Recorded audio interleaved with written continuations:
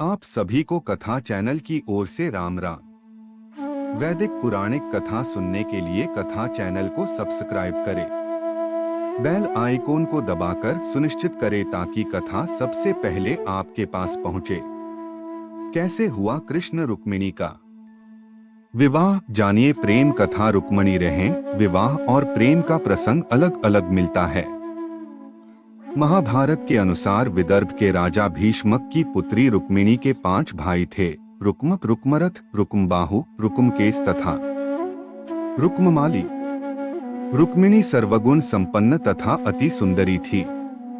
उसके शरीर में लक्ष्मी के शरीर के समान ही लक्षण थे, अतः लोग उसे लक्ष्मी स्वरूपा कहा करते थे। भीष्मक और रुक्मिणी के पास जो भी लोग आते जाते थे, वे सभी श्री कृष्ण की प्रशंसा किया करते थे। श्री कृष्ण के गुणों और उनकी सुंदरता पर मुग्ध होकर रुक्मिणी ने मन ही मन तय कर लिया था कि वह श्री कृष्ण को छोड़कर अन्य किसी को भी पति रूप में स्वीकार नहीं करेगी। उधर श्री कृष्ण को भी इस बात का पता हो चुका था कि रुक्मिणी परम रूपवती होने के साथ साथ सुलक्षणा भी है, किंतु रुक्म चाहता था कि उसकी बहन का विवाह चेदिराज शिशुपाल के साथ हो। शिशुपाल रुक्मिणी से विवाह करना चाहता था। रुक्मिणी के भाई रुक्म का वह परम मित्र था। रुक्म अपनी बहन का विवाह शिशुपाल से करना चाहता था। रुक्म ने माता पिता के विरोध के बावजूद अपनी बहन का शिशुपाल के साथ रिश्ता तय कर विवाह की तैयारियां शुरू कर दी थीं।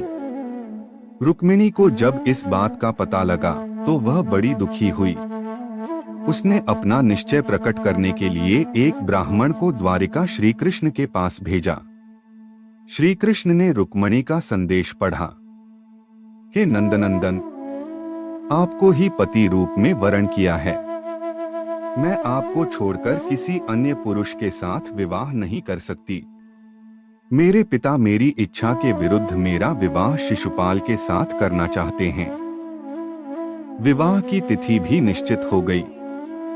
मेरे कुल की रीति है कि विवाह के पूर्व होने वाली वधू को नगर के बाहर गिरिजा का दर्शन करने के लिए जाना पड़ता है। मैं भी विवाह के वस्त्रों में सज-धज कर दर्शन करने के लिए गिरिजा के मंदिर में जाऊंगी। मैं चाहती हूँ आप गिरिजा मंदिर में पहुंचकर मुझे पत्नी रूप में स्वीकार करें।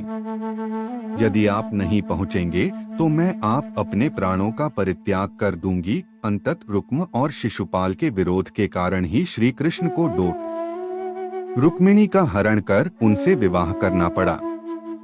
शिशुपाल कृष्ण की बुआ का लड़का था। श्री कृष्ण ने अपनी बुआ को वचन दिया था कि मैं इसके 100 अपराध क्षमा कर दूंगा। कालांतर में शिशुपाल ने अनेक बार श्री कृष्ण को अपमानित किया और उनको गाली दी, लेकिन श्री कृष्ण ने उन्हें हर बार क्षमा कर दिया। एक यज्ञ समारोह में उसने श्री कृष्ण को भरी सभा में अपमानित करने की सारी हदें पार कर दी। तब श्री कृष्ण ने उसका वध कर दिया। रुक्मिणी और कृष्ण विवाह। रुक्मिणी का विवाह भी बहुत रोचक परिस्थितियों में हुआ था। भगवान श्री कृष्ण ने सबसे पहले रुक्मिणी से ही विवाह किया था। श्रीमद् भागवत गीता में इस विवाह का वर्णन रोचक तरीके से मिलता है। भागवत कथा का जहाँ भी आयोजन होता है, वहाँ इस विवाह की नाटकीय रूप से प्रस्तुति की जाती है।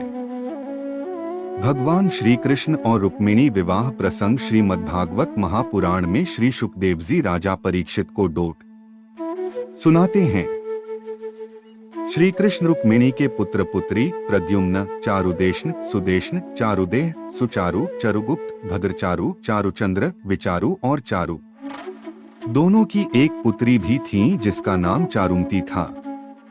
वह स्थान जहां से हुआ था रुक्मिणी का हरण, श्री कृष्ण ने रुक्मिणी का जिस मंदिर से हरण किया था, वह मंदिर वर्तमान में मौजूद है।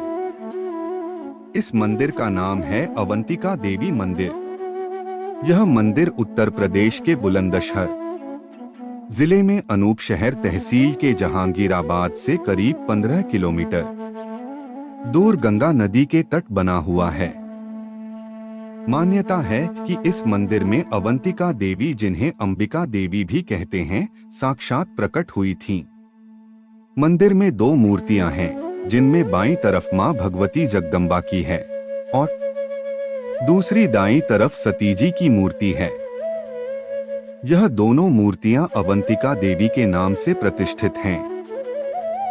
महाभारत काल यह मंदिर आहार नाम से जाना जाता था। पौराणिक धर्म ग्रंथों के मुताबिक यहाँ रुक्मिणी रोजाना गंगा किनारे स्थापित अवंतिका देवी के मंदिर में पूजा करने आती थीं। इसी मंदिर पर श्री कृष्ण और रुक्मिणी का मिलाप हुआ था। आशा है कि आप सभी को यह पौराणिक कहानी सुनने में आनंद मिला होगा। ऐसी अद्भुत पौराणिक कथा व कहानियां सुनने के लिए कथा चैनल को सब्सक्राइब करें और ज्यादा से ज्यादा शेयर करें, ताकि भाई बंधुओं को पौराणिक कथाएं सुनने का आनंद मिल सके और ज्ञान प्राप्त कर सके। धन्यवाद।